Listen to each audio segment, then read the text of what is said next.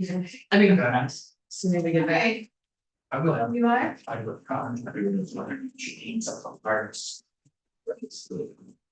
Thank you. Because it said live. I know. Yeah, no. That's why I was looking at it and it's just like, I think. Yeah, that is weird. I. Well, it's. I would imagine, I need some convenience, I would be serious, just say you could pick those and stuff. I'm back, that's it, it's not right. And it'll be this. We're live again. Okay, we're live again. Miss Cass, Okay.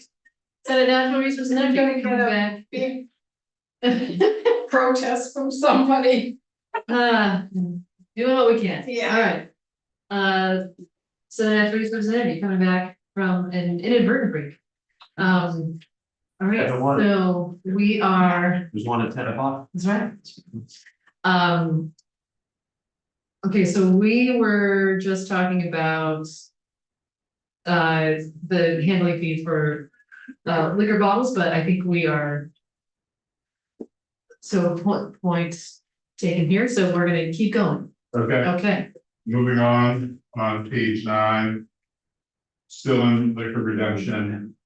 A retailer shall not refuse to accept beverage containers that are subject to the section liquor containers or refuse to pay refund value for any container sold by the retailer unless it's not clean or it's broken or it has an exception. And then liquor and lottery shall not refuse to pick up empty beverage containers, pay the refund value or pay the him.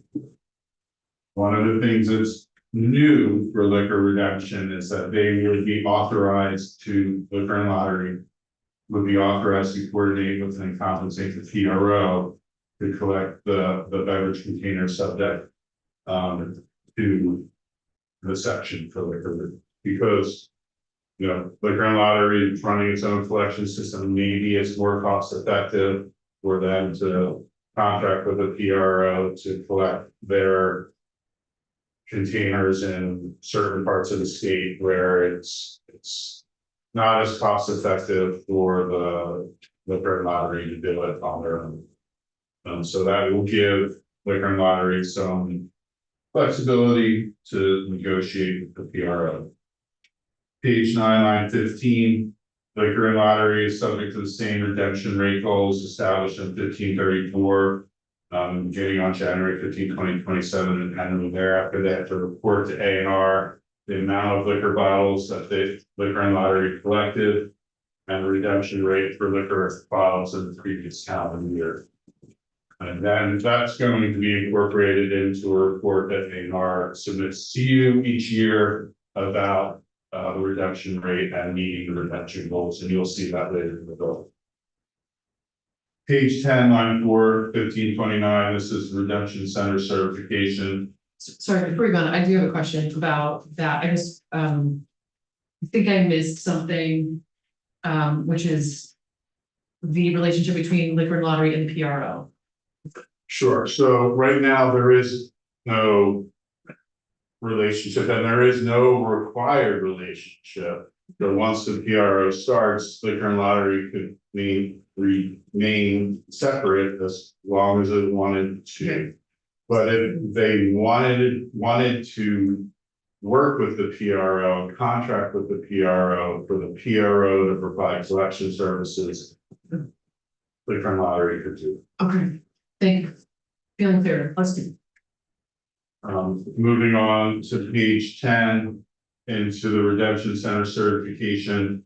This isn't really changing that much. It's changing the fact that a person operating redemption center shall obtain a certification, and it's eliminating the requirement that if a redemption center redeems more than 250,000 containers per year, they shall participate in an improved commingled agreement. It's really kind of irrelevant to the operation of the redemption center, and so it was struck. One thing to note is that this section goes away once the PRO, it is repealed, the section is repealed, once the PRO and its stewardship plan is up and operating. Because under the PRO will be approving the redemption locations, and you don't need A&R to approve the redemption center. And that could happen outside of a negotiation, you think, or is? Well, You know. First, there is a little context. For redemption, the PRO is required to maximize existing infrastructure for collection points.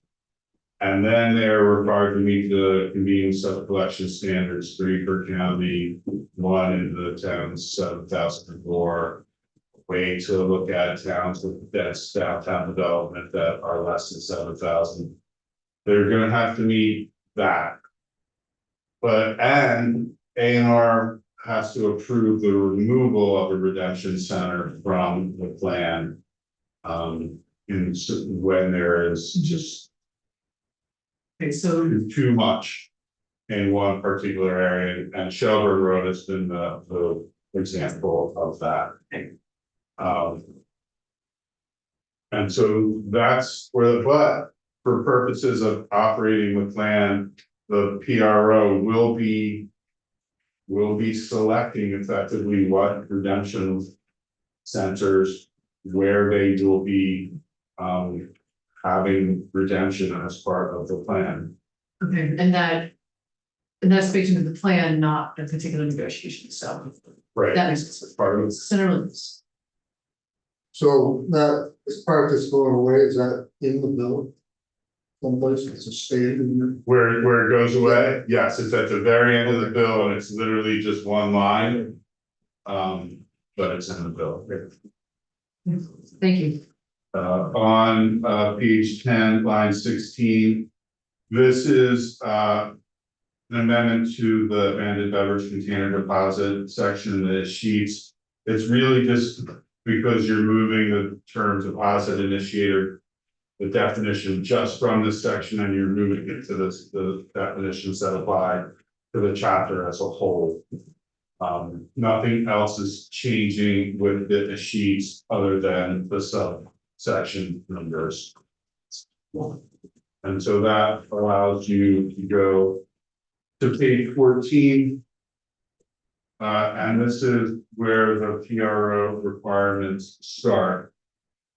For page 14, no deposit initiator shall sell or distribute a beverage container in the state without participating in a secretary approved PRO. Then on or before January 1, 2027, the deposit initiator of a beverage container that is sold or distributed in the state shall apply to the secretary to form a PRO to fulfill requirements of the deposit initiator. That's an important date. They have to have formed a PRO by January 1, 2027, or basically applied for it. And in order to sell in the state, the distributor, the deposit initiator needs to be part of that PRO. So the secretary may approve a PRO for a term of 10 years, provided that it's going to be a 501c.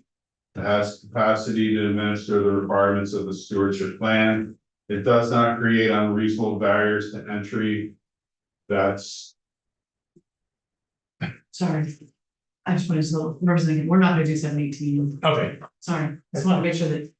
We're not wasting time. appreciate that. Yeah, okay. Sorry, thank you. Please carry on. So the unreasonable barriers to entry is a condition of every stewardship board law that you've done, so you don't allow the PROs to kind of bully out other people. So they all have to have the ability to join the PRO. On page 15, line 1, after approval of the PRO needs to maintain a website with the name and address of all the manufacturers, distributors participating, the name of each beverage and container size covered by the plan, and the UPC and barcode for each beverage container. Page 15, line 9 through 15. This is really something that's in some PRO laws and not in others. it effectively allows the PRO to charge its members a fee for administration. And that is. That's basically how these work. But some of the laws, the manufacturers, those subject to it want to be clear that they can charge for administration and implementation.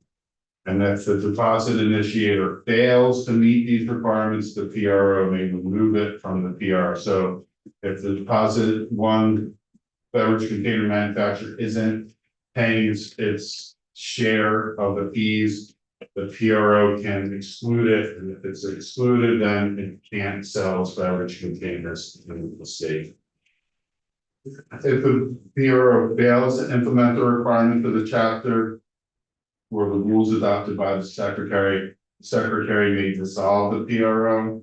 And then if no PRO is formed, A&R can form its own PRO or own plan, and then charge the manufacturers and distributors the cost of implementing that plan, plus a 10% market development assessment, which I'm calling the big.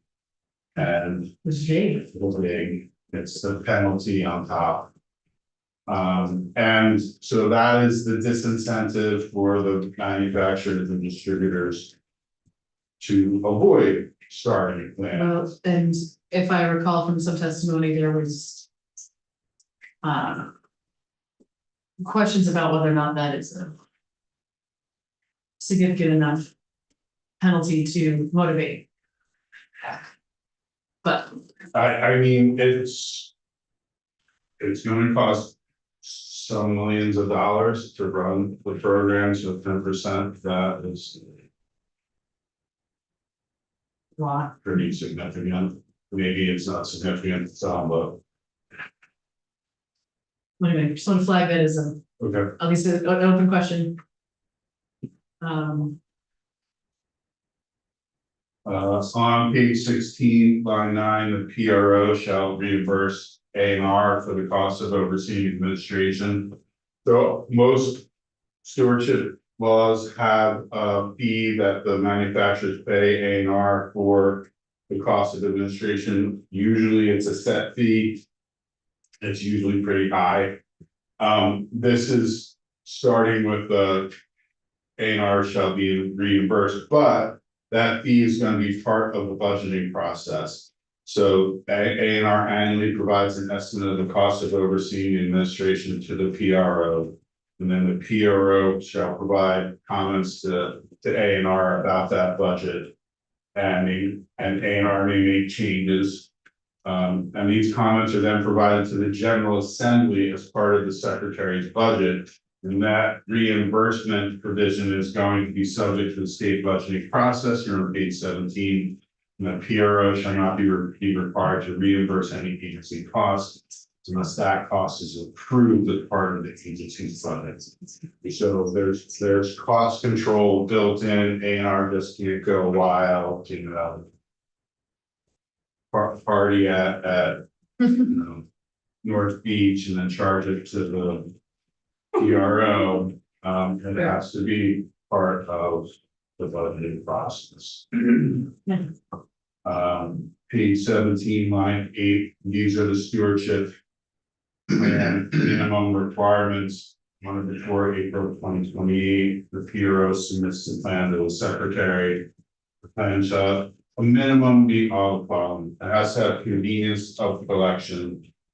It has to ensure that there are convenient opportunities for collection. It has to make reasonable efforts to study points of redemption equitably across all regions of the state. And then it has to document how redemption services will be available to consumers as follows. First, at least 3 points of redemption per county, but at least one of which will provide that immediate return and deposit to the consumer. 2, at least 1 point of redemption per municipality with a population of 7,000 or more that provides an immediate return of deposit to a consumer unless waiver is granted by the secretary. And then 3, house sites of redemption are or will be cited in areas with high population density that aren't necessarily those 7,000 plus more population centers. So, go ahead, Cindy. Can I- Oh, so, I did get some information from, Maggie Lenz about the number of large, grocery stores that are in, for example, Essex County, and there were only 2. There was another county that only had 2.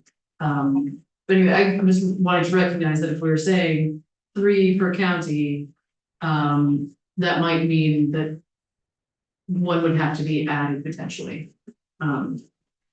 Well, it doesn't necessarily need to be a grocery store. You could create a bag drop at your local solid waste transfer facility. You could have a mobile redemption center that's located in the county with requisite number of hours a week. You could, there will be options for redemption, other redemptions. Okay, thank you. Yes, my question is, on II, the waiver granted by the secretary, is that referring to the at least one redemption center in a town of 7,000 or more people, or to the immediate return, or both? That's a great question. I always understood it to be waiver of the redemption site, but I would want to check with A&R on that. Okay, is it, This came from Matt. It's been in bill for a couple of years. okay, I mean, I don't know which one we would want them to be able to waive, or both of them, but I read it as a waiver on the immediate return. But it could be read as a waiver of, as you read it, as a waiver of the Right. municipality with a population of 7,000 or more. And that was how I read it initially. You read it that way? I read it that Okay, Yeah, okay. so, So we need clarification. yep, okay. I. Should I move on? Yes, so we'll flag that for some further input. On page 18, line 7, the highlighted language, the TRO may propose in its plan to remove retail redemption locations required under section 1523A, that's where retail is required to collect what it sells. When proposing to remove these retail locations, the PRO should document how the location is adequately served by the points of redemption.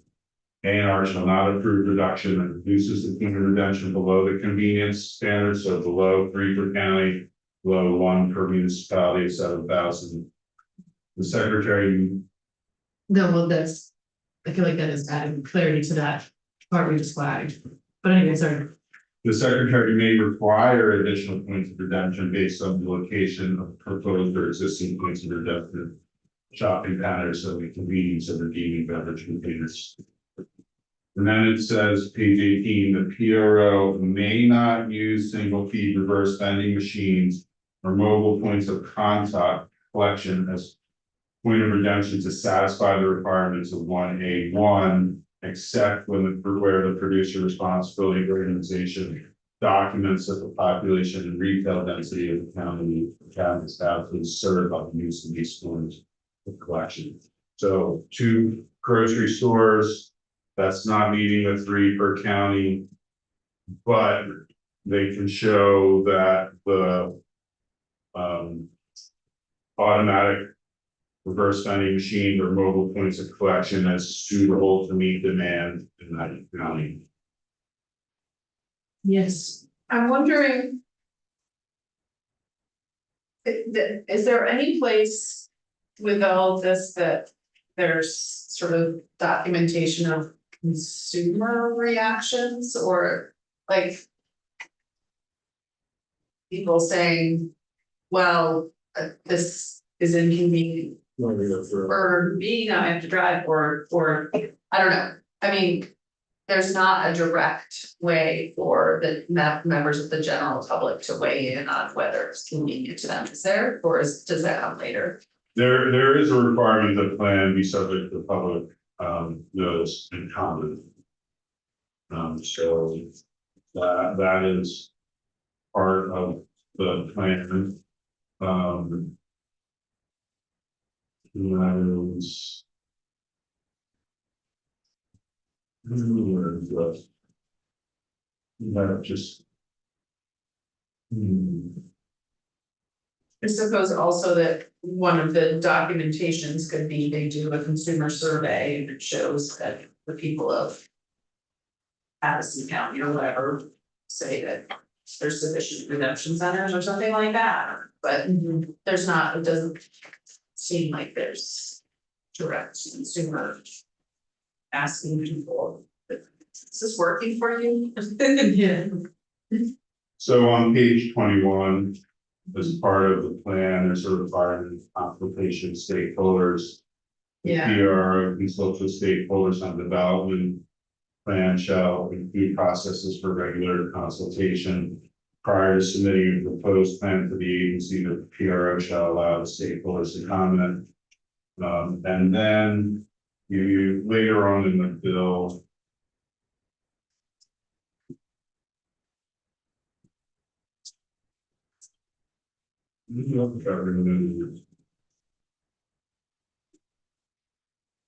Or we can wait and see if it comes up, but it, I mean, already the consultation with stakeholders, I think needs to be improved. It's on page 29 in the A&R standard notice and comment requirements. The stewardship plan, page 30, line 9, is subject to public notice and comment underneath one of A&R's default notice and comment procedures. This will allow A&R to hold a public meeting whenever any person files a request for a meeting. And there is opportunity to provide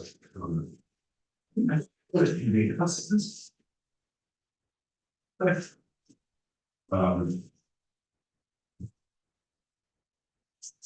So we're still on page 18. Actually, we're on page 19. Line 3, the PRO shall ensure that points of collection have operational capacity to redeem beverage containers. This includes training on the use of equipment, providing service of equipment in reasonable times, and providing pickup of collected containers from point of collection in the reasonable period from receiving the request. And then you come to page 19, line 9. This is the fair operation and compensation for redemption centers. You've already decided to change this to have as a floor the 4.5 cents, and then the ability of the PRO to negotiate compensation with individual redemption centers. But where, what page are we on? On page 19, line 9. Okay, It's not in there It's yet. not in there yet. Yeah. I'm wondering about the D. Operational capacity. This seems to be focused on, this includes training on use of equipment, providing service of equipment, and then pickup. I mean, it seems like there's more to operational capacity than just that. Well, it isn't including. Yeah. I mean, because it's also staffing, but I don't know if we want to, it just seems like it's, I guess it's including, but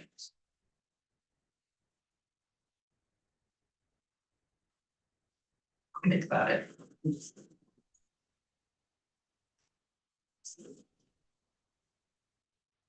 So let's talk about what's in fair operation compensation right now. It has to describe how all locations are going to be fairly compensated, and that's probably where there's going to be the floor. There shall not be barriers to participation in collection. except for the restrictions that are authorized by the secretary. The plan shall describe how management of sorting of containers at redemption centers is minimized. It will document how brand sorting will be eliminated at points of redemption.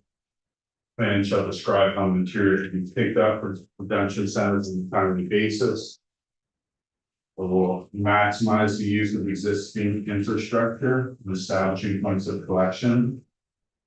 Consistent with guidelines developed by A&R, the PRO shall use binding dispute resolution to resolve any disputes that arise in early fair compensation. So I wonder if the negotiation is optional, if this is necessary. To have dispute resolution. Yeah, I mean, maybe it's something. Doesn't hurt to have it. Wait, but the negotiation is optional? So if you have a floor Oh, and there's only negotiation when you want to deviate from the floor, you need dispute resolution because obviously there's still going to be compensation. And the only way you deviate from that is when the two parties agree. You need dispute resolution. Right, that's. with the floor, Mhm.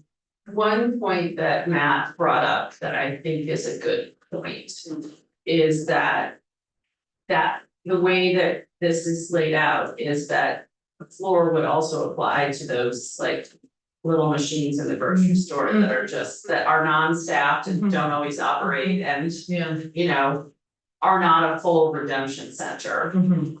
And so they'll be getting an increased handling fee for not really doing anything. Mhm.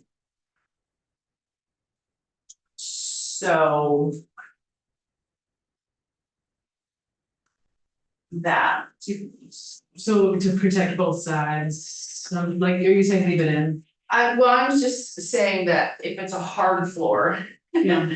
Then those places that are not really full redemption centers. Are just a machine in the lobby of a grocery store, and maybe those won't exist anymore with this, I'm not sure, but. Oh, well, but I wonder if. I mean, the other possibility of what you may be suggesting is that it's. That you differentiate the handling fee for.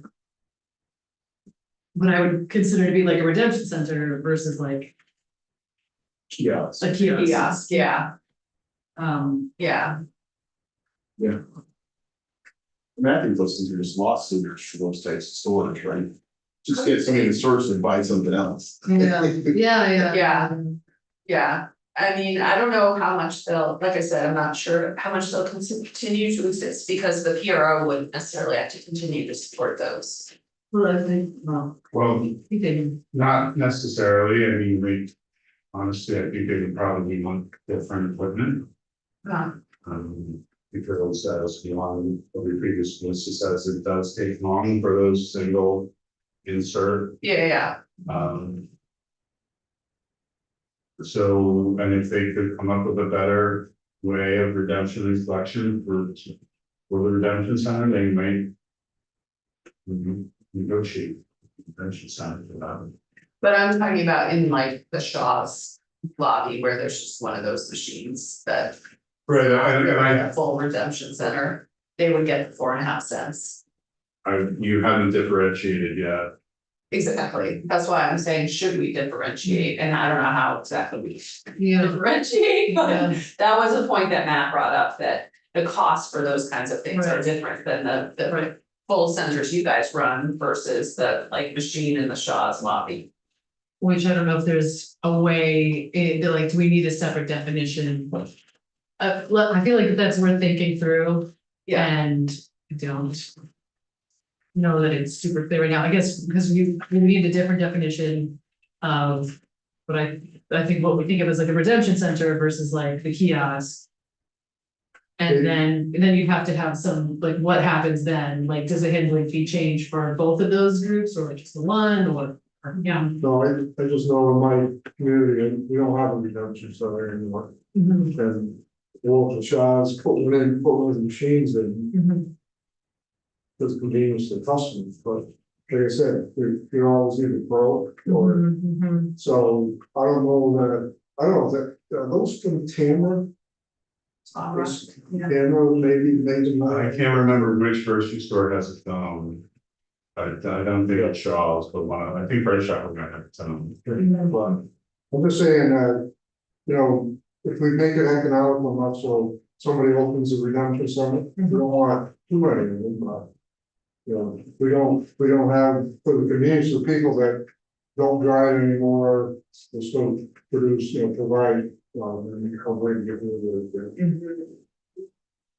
Well, let's, like, it's an idea. Come back to it. Yep. Okay. Yeah. Thank you. Oh, and just for the sake of the committee, we're not gonna do page 740 that had been on the agenda. We're just gonna stick with this. Page 20, line 8, after the plan's effective for 2.5 years, the PRO submits a report on fair compensation to ANR. The report describes how the producer responsibility organization has adjusted compensation or document why such adjustment is not necessary.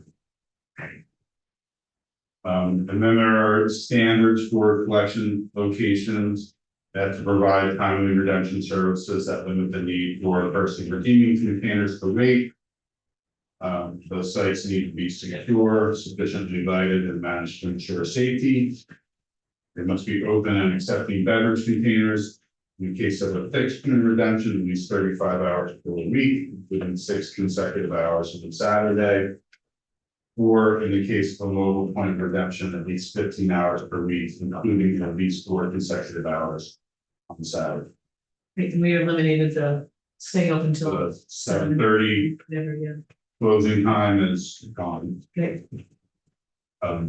Page 21, line 3, all of the locations have to comply with applicable laws related to collection, transportation, and disposition of mandated recyclables. Page 21, line 5, there needs to be a education of consumers about increasing the efforts will be undertaken to increase the number of beverage containers redeemed in the state. Then there has to be that consultation with stakeholders that we already went over. In the development of a plan. Pause there, Yes, sir. because I know that stakeholders is supposed to be an all-encompassing plan, but can we specifically call out, redemption center? Owners or the managers or whatever, and then also the public. So on page 10 through 13, it says the plan shall include processes for regular consultation with stakeholders, including ANR, Oh, redemption. redemption centers, municipal and private recycling, and others. Okay.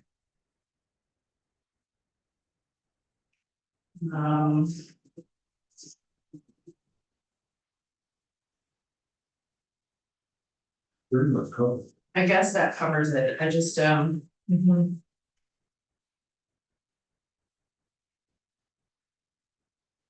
I wonder, I just feel like. Consult, I guess, is that? Subject, just thinking out loud here, is that the right verb? Consult. Oh, Yeah, next line down, 13 Yeah. and 14, prior to submitting the plan to ANR, the PRO has to allow the stakeholders to comment. okay, And remember, this is different from when ANR puts the plan out for comment underneath its three procedures. okay. And then the PRO shall either make changes in response to comments or provide a written response on why they were not made. Okay. This is real submission to you, Becky. You wanted, would you like to Consult with stakeholders? consult the stakeholders? Appreciate you being consulted. Does this work? I think it's important that stakeholders are, I didn't catch the exact language of what he just said, I'm sorry, but I think that it's very important to consult with the stakeholders. This is paragraph 5 that I circled the type.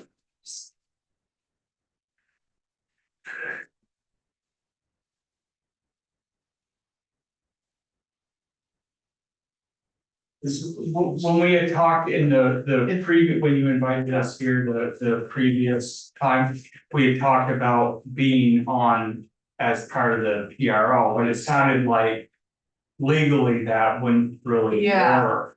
And I keep thinking, trying to wrap my head around how there is a possibility of somehow being involved in that, if we could appoint somebody, I don't know the legal part of it, but it seems like a missed opportunity to get our voices heard on that. But like I said, I understand, I don't remember who brought it up, but it did, it was like a conflict of interest, you know, Yeah. somewhat, I don't know, but I'm still trying to think about it, I don't have a good answer, but it bothers me. Yeah, well, I remember that in the context of like if the PRO was negotiating with the redemption center. For example. Yeah. It's like could be, but want to keep thinking about that. Yeah, like, I know on the liquor control board, they don't have necessarily people that own stores, but they have previous owners or, you know, the governor appoints somebody. I don't know as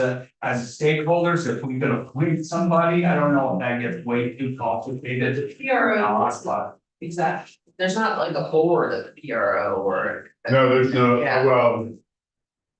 That really up to the PRO, because Yeah. remember, they're forming as a nonprofit corporation, so they'll Oh, probably they have wouldn't have to have the board. a board and who their members are likely going to be.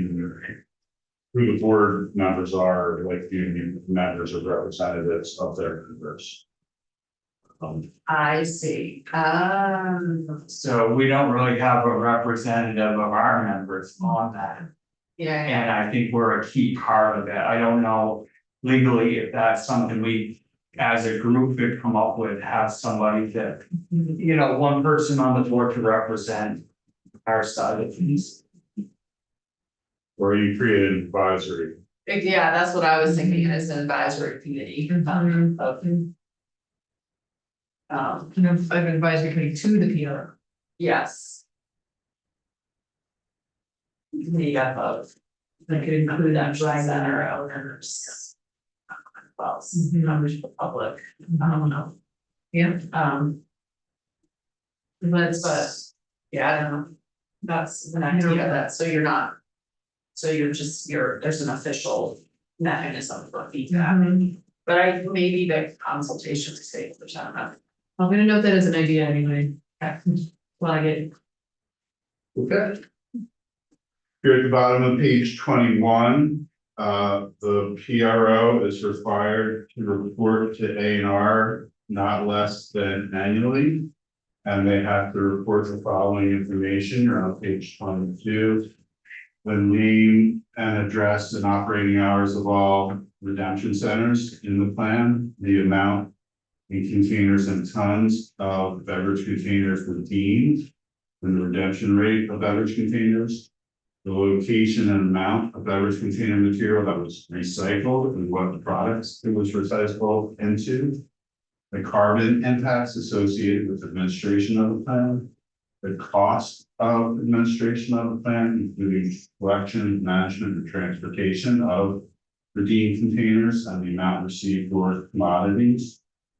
A description of any improvements made in the reporting year to increase ease and convenience for consumers to return beverage containers. Efforts taken by or on behalf of the manufacturer distributor to reduce environmental impacts throughout the product life cycle and to increase reusability and recyclability. And then efforts taken by or on behalf of the PRO to improve environmental outcomes of the program. And then a description and copies of educational materials and educational strategies used for purposes of the program. And any other additional information required by hand.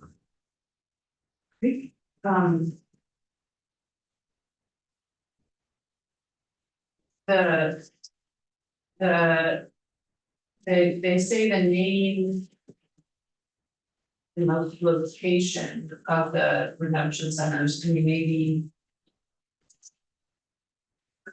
Whether there are any new ones or any that closed? Or is that part of it? So I can add that in. Yeah, Yeah. it's just to see if there's gain or loss of redemption centers, redemption locations or whatever is the Points. word using, points of redemption.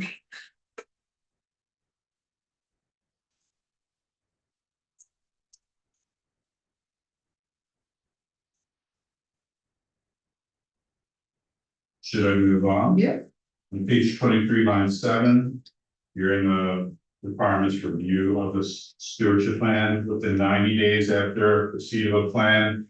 AR reviews the plan and determines whether to approve it or deny it, or require an amendment to it. The secretary may amend or add conditions to the plan as part of the approval.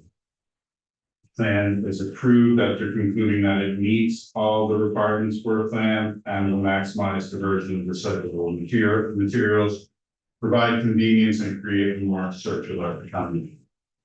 If the plan is denied, the secretary has to provide a basis and the PRO has 60 days to reissue a revised plan. Page 23, line 18, at least 6 months prior to expiration of the plan, the PRO submits a renewal. Renewals shall address all the elements that are to be required in the stewardship plan. And then ANR makes that final determination on an application for renewal no later than 90 days from the expiration plan. Any approval shall be for a period not greater than 5 years.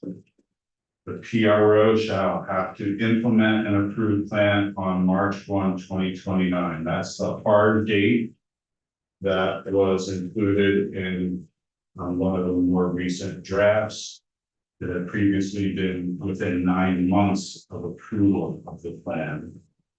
So now you have a hard date. And this is known when the plan is moved to effect. Page 24, line 7, if the PRO fails to meet the beverage container redemption rate, ANR may require the PRO to implement activities to enhance rate of redemption, including public education and outreach, additional redemption sites, additional redemption opportunities. Page 24, line 13, there is both a program and fiscal audit that is required of the program. So first, beginning on October 1, 2033, and every 5 years, the PRO hires a third-party independent auditor to audit the operation of the program, examine how it's compensating redemption centers, makes recommendations to improve operation of the collection program, and any other recommendations. So every 5 years, you'll get that. Page 25, line 1, there's a fiscal audit. Again, third-party independent, who has to review and shoot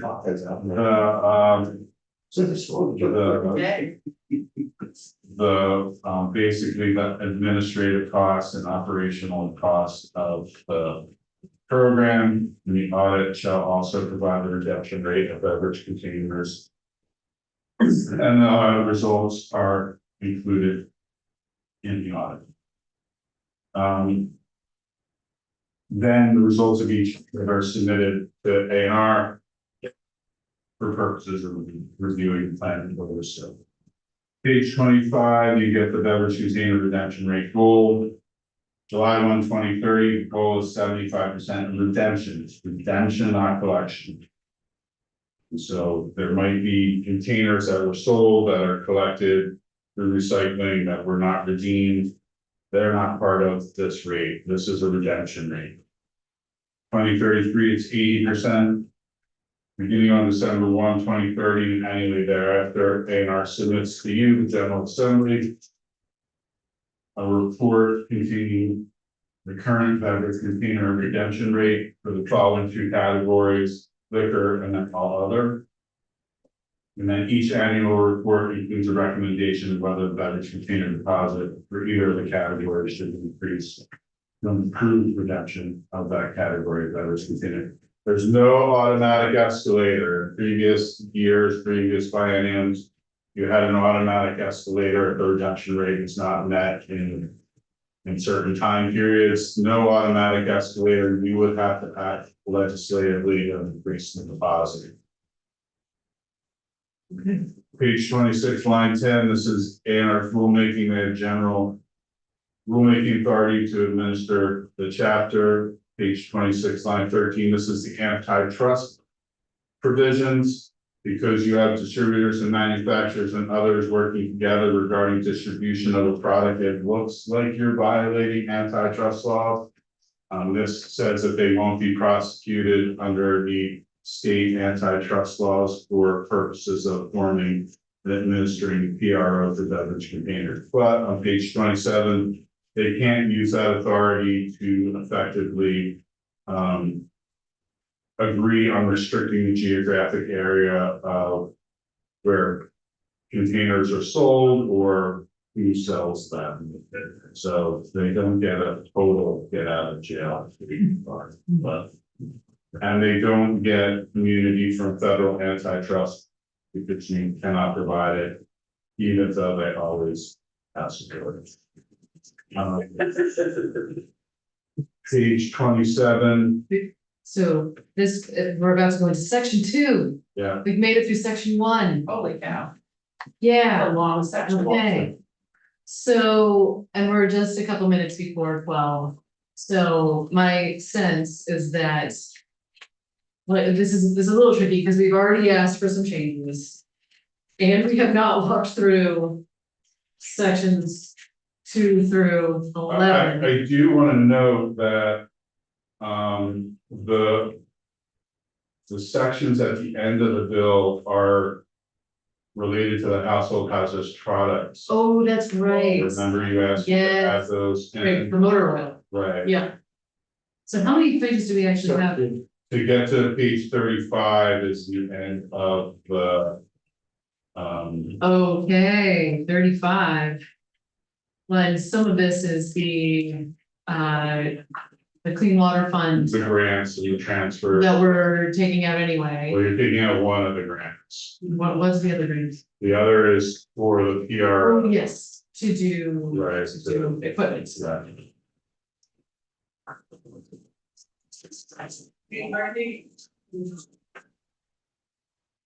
Let's think about that one. Okay. Regardless, let's pause here, Okay, and can I propose that I bring a new draft back the next time you schedule me? yeah. And I will. Okay. And, I was like, I can do that. and that, the highlighting in the first, whatever, 20 pages or so will be the changes, but section 2 and on will just be the existing. What it is. Okay, Except for getting rid of that one grant. yep. Okay. That's the plan. Okay, thank you, everybody. Very grateful.